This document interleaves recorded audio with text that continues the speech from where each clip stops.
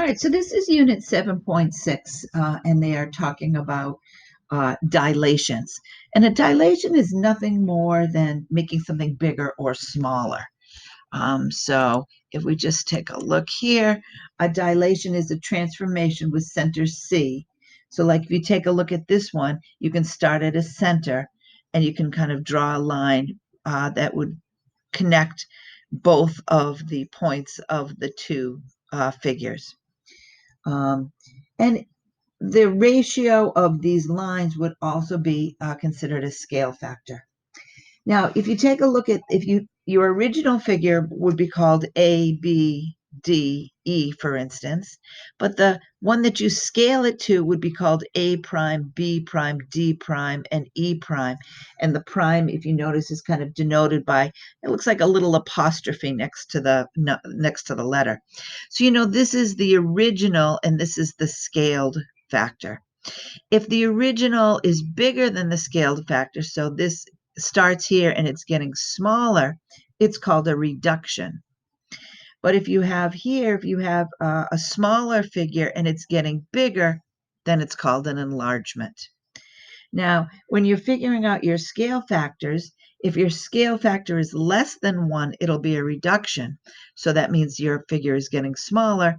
And if your scale factor is bigger than 1, it's an enlargement, meaning your figure is getting bigger. All right, so if you take a look at this example, it says tell whether the dilation is a reduction or an enlargement. So what you have to do is you have to look at which one did I start with. So look which figure is the original figure. And remember, the original figure will just be denoted with letters with no little prime numbers next to it. Well, the smaller one, JKL, has just letters to it, and the bigger one, J prime, K prime, L prime, is the new one. So if this is small going to big, this would be an enlargement. On number 2, the original one is the one with just the letters, so it's this little one, and it's going to this one, so it's getting bigger, so it's an enlargement. On this one here, the first one here is the original one because it is X, Y, Z, W. And the new one is X prime, Y prime, Z prime, W prime. So it's going from a big one to a small one. So this would be a reduction. All right. And now it says find the scale factor of the dilation. So in order to find the scale factor, you have 2 ways you could find the scale factor.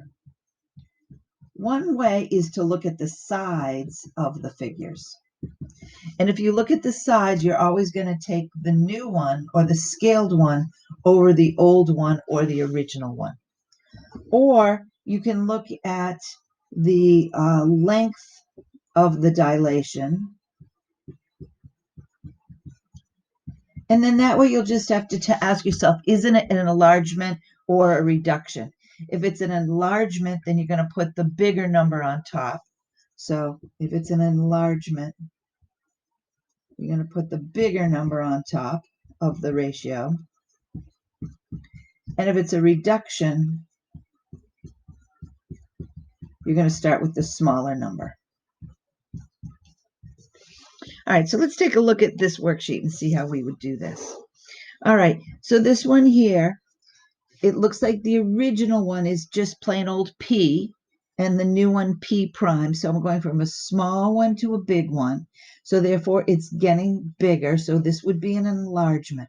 So it's an enlargement. I'm going to start with the bigger number, which would be 21. And I'm going to put that over the smaller number, which is 14. And then you can reduce this fraction. I can divide both by 7. So 21 divided by 7 is 3, and 14 divided by 7 is 2. You can see that this fraction is bigger than 1, which is agreeing with the fact that you said that it is an enlargement. If you wanted to find the scale factor for this second one here, well, the first one you started with is P, and the new one is P prime, so this is getting smaller. So I'm going to put the smaller number on top. So they put 22 here, and the bigger number on the bottom, 40. So I'll have 11 over 20 when I reduce that fraction. So that would be the scale factor.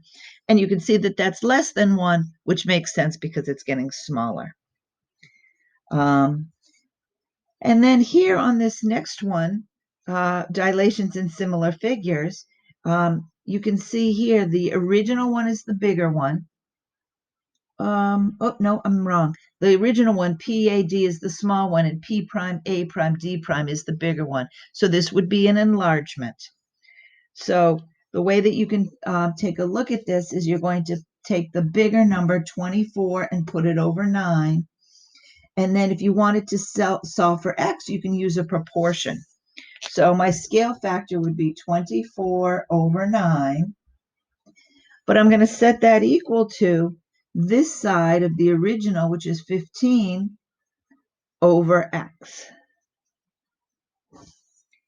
So I'm going to have to make sure that I put the bigger one on top. So it's going to be x over 15. And now all I have to do is cross multiply. So I have 9x equals 24 times 15, which would be 360.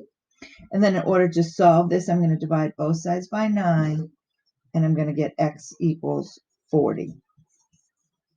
So now I know that if this side is 15, this side has to be 40, and that makes sense because it is getting bigger.